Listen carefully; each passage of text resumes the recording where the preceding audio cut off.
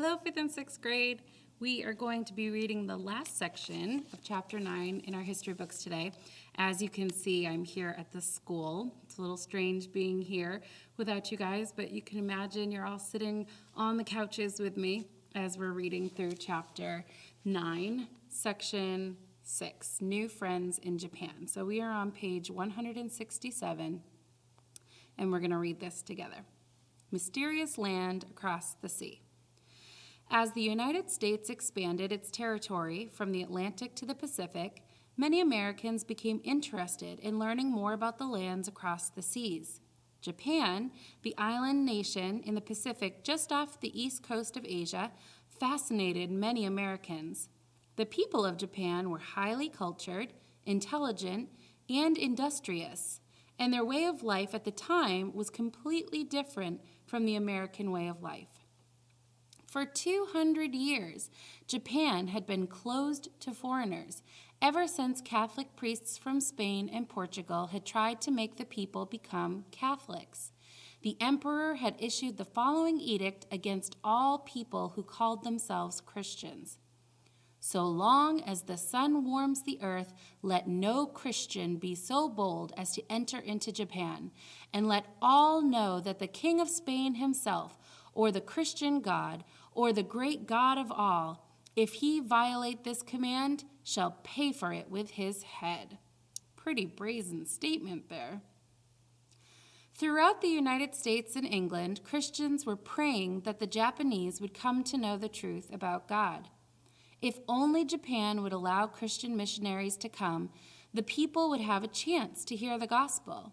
The only Japanese Christians were a few shipwrecked sailors who heard the gospel in the United States or at missionary stations in China or Hawaii.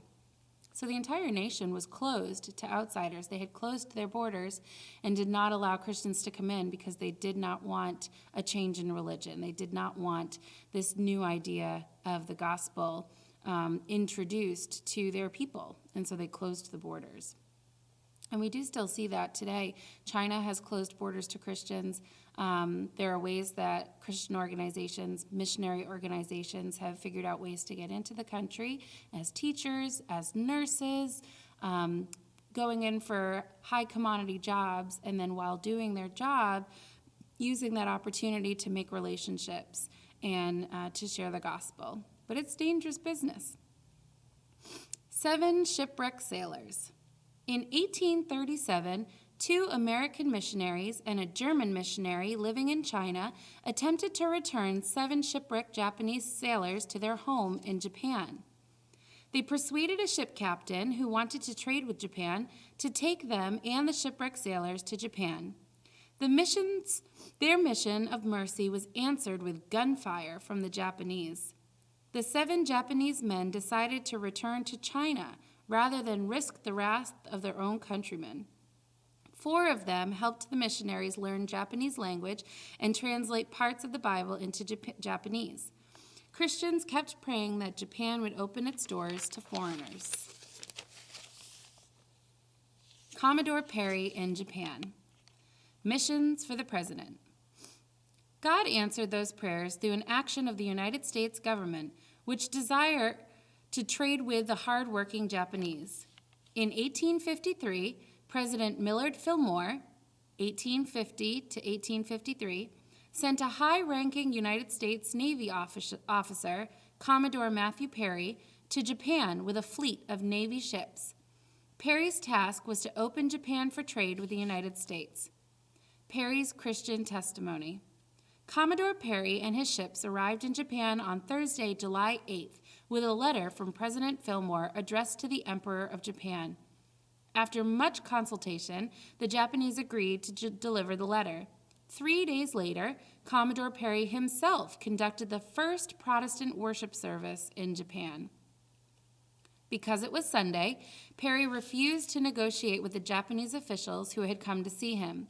The Commodore explained to them that Americans do not conduct business on the Sabbath because it is a day set aside to worship God. He had the Navy brass band play hymns on the deck of the flagship while the sailors sang to the Japanese people.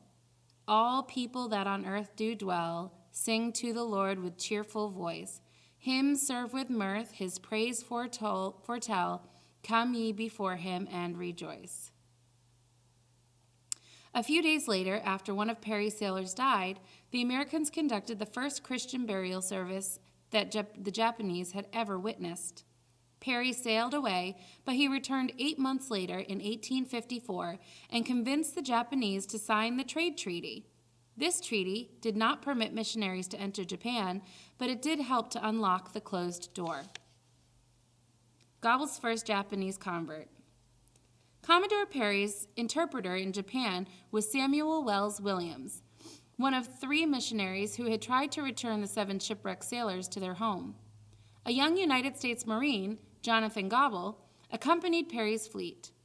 Gobble had one overriding purpose for sailing with Perry. He wanted to learn all he could about Japan and return there someday as a missionary. He had tried to get to Japan on his own earlier, but he had always been turned back by armed soldiers guarding the coast. Once, he even tried to float inside a barrel.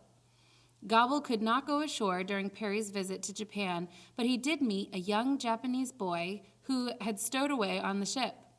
Seeing this boy as a chance to learn the Japanese language, Gobble took the boy in, and while the boy taught him Japanese, he taught the boy the Word of God. Soon, Gobble had his first Japanese convert. Together, Jonathan Gobble and his Japanese friend translated portions of the Bible into Japanese in preparation for the day when Gobble could actually get into Japan as a missionary.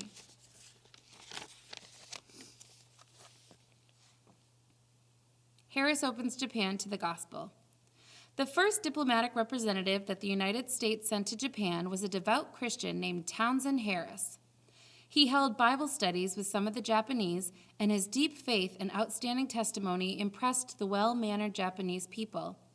In addition to opening Japan for trade, the Harris Treaty, signed in 1858, opened Japan to Christian missionaries.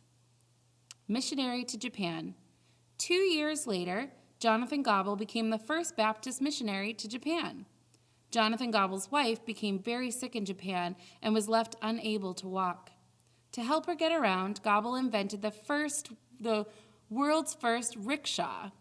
Before long, the rickshaw became a famous Japanese mode of transportation. And a rickshaw, I'm not sure exactly, but if I remember correctly, I'm pretty sure a rickshaw is something that was carried by people, like a little box that you would sit in, but I'm not sure. There's your challenge to look it up. What is a rickshaw? Identify. Okay, we're going to go on to your questions that are on your paper. Actually, these questions are coming in your new packet. So this will be for Monday. Seeing we've already read it together, you can just review it and then come back to this video if you need to answer the questions.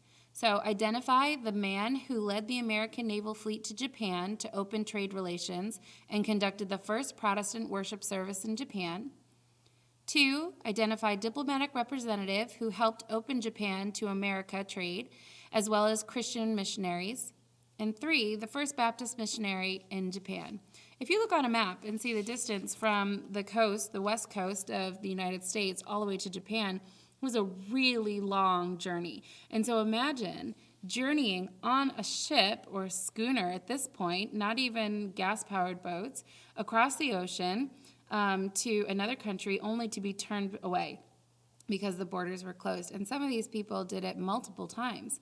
And so that takes a lot of perseverance to hear God's calling on your life and to keep going even when the door keeps shutting and shutting, or in this case, is already shut and won't open. But because of their perseverance and because of their prayer and the prayer of the missionary boards throughout America and Europe, eventually Japan opened its gates to trade and missionaries. And so the gospel was able to be brought forth into Japan, which is pretty amazing to see God's hand in that. So this is the end of chapter 9. We are going to be going on to chapter 10, talking about the Civil War and the abolition of slavery and President Lincoln, and another great, amazing time period in American history. We'll see you then.